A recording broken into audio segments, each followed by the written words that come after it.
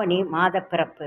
ஆவணி மாதத்தை சிம்ம மாதம்னு சொல்லுவாங்க. அவ்வளோ சிறப்பு வாய்ந்த மாதம். இந்த மாதத்தில் எல்லா சுபகாரியங்கள் அனைத்தும் நடைபெறும். விநாயகர் சதுர்த்தி வருகிறது, ஆவணி அவிட்டம் வருகிறது,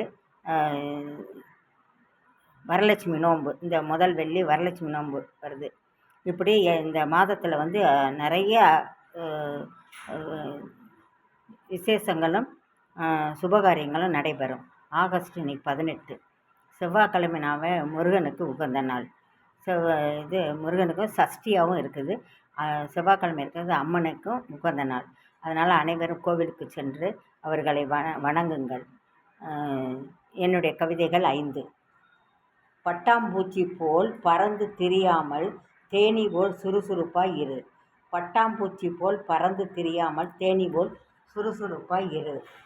2 கண் 2 காது 2 கை, மூக்குலே 2 துவாரம், 2 கால் கொடுத்தவன் ஒரு வாய் கொடுத்தது எதனால் என்றால், அளவாய் பேசி அளவாய் சாப்பிட வேண்டும் என்று இறைவன் ஒரு வாயை கொடுத்துள்ளான்.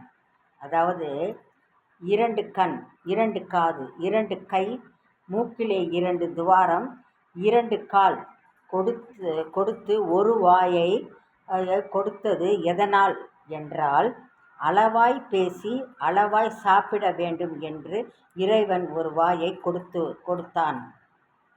அடுத்து மன்னிப்பது. 3. மன்னிப்பது இதயத்தில் போடும் மருந்து, காயத்தை ஆற வைக்கும். மன்னிப்பது இதயத்தில் போடும் மருந்து, காயத்தை ஆற வைக்கும். 4. நல்லவர் என்ற பட்டம் நம்மை சுற்றி உள்ளவர்கள் கொடுப்பதே, அதை எப்பொழுது வேண்டுமானாலும் பறித்து கொள்வார்களே. நல்லவராகவே இரு. நல்லவர் என்ற பட்டம் நம்மை சுற்றி உள்ளவர்கள் கொடுப்பதே, அதை எப்பொழுது வேண்டுமானாலும் பறித்து கொள்வார்களே. நல்லவராக இரு.